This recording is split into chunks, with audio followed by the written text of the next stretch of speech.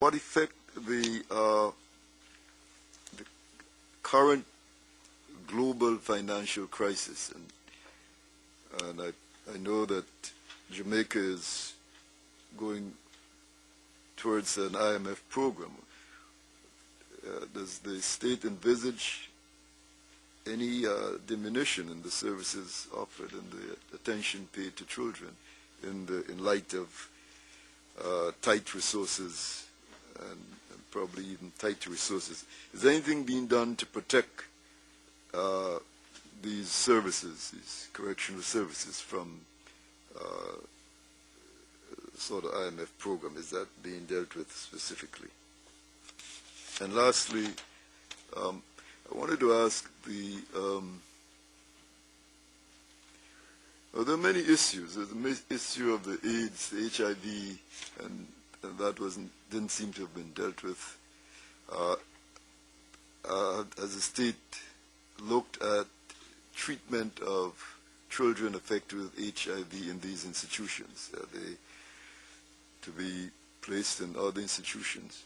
And very important for the Commission is the question of housing children with adults, and is this being attended to avoid having to house children with adults? And lastly, for the petitioners, mention was made of Article 6 of the Convention, but I'm wondering if this is really justified. Article 6 deals with slavery and forced labor, and if, in fact, that could be put to the door of the state in this situation. Thank you, Mr. Chairman. Commissioner Pinheiro, who is the Commission's rapporteur on the rights of the child. Thank you, Mr. President. I think the best that I can do is to concur to the questions that my dear friend Claire did here.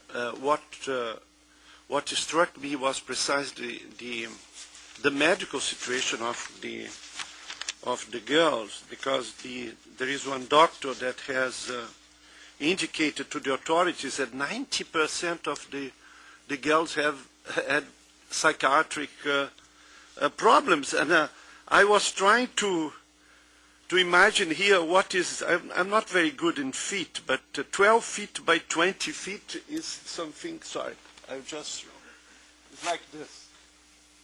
Then imagine 7 bunks in this, at this size of a dormitory. Then even if the fire was provoked by the girls, I think that the conditions that they were kept contributed, I imagine that contributed a lot to this tragedy. And also if you add the psychiatric condition, the size of the dormitory and the practice of the lockdown to oblige the girls to eat and to stay all day here. That is, I think that these practices are completely unacceptable, and of course the excuse of the economic problems cannot be raised, because I don't think that it is a question of resources, but is a question of humanitarian approach to deal with the rights of the child. Then I hope very much that the inquiry that the distinguished representative of the government indicated here will deal with all these aspects. I have just a few questions. What happened, I don't know if for the state or for the petitioner, what happened for the other girls who survived it? The children, they have a legal representative concerning these facts. And I have two specific questions that perhaps the distinguished representative of the state can comment on. And that Sir Claire has mentioned also what steps are being taken to separate the juvenile justice system and the child protection system, because the learned representative of the government comment on the question of institutionalization of children, because I am aware that some children are still receiving sort of sanctions for their behavior, because they are out of control. Then they are sent to the juvenile justice system institutions. And a more precise question about the Stony Remand Center. Children,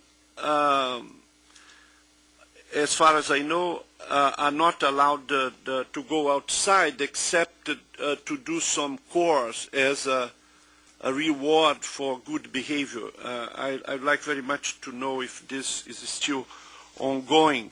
As you know, the Commission is preparing a report on juvenile justice, and I was very happy to receive the answers and comments by the Office of the Child Advocate. And you know that Jamaica was also present in the consultation that we organized in Barbados in June. And we give to Jamaica great attention, because Jamaica is an important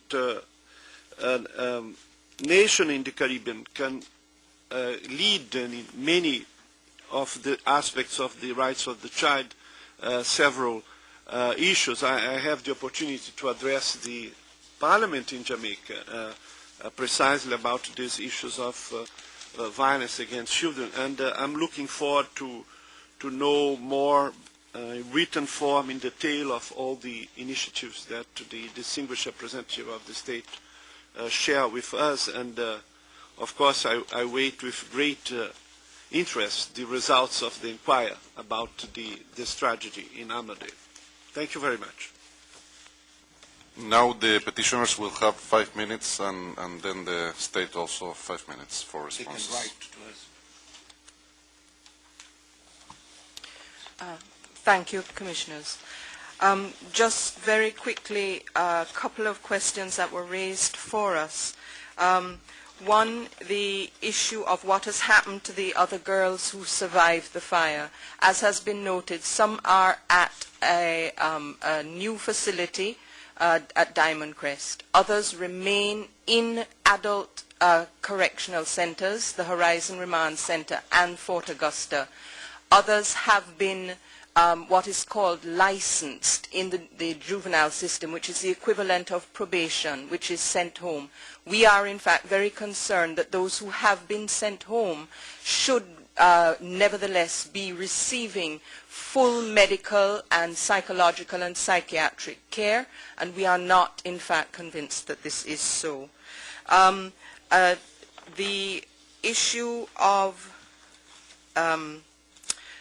Article 6, I think, did you wish to? Yes, I'm obliged. In relation, Commissioner Roberts, in relation to Article 6, the convention to which I had referred was the United Nations Conventions on the Rights of the Child in that respect, and not the American Convention. I'm obliged. We have also noted the concerns with the good intentions and the proposed plans that have been put forward in the government's response. Unfortunately, we have been hearing of such plans and good intentions for many years, going back most recently to the Keating report. We are still dissatisfied with the official responses to those recommendations, and although we continue to be assured that those recommendations have been fully or in part met, our contention still remains that where there may be action on paper,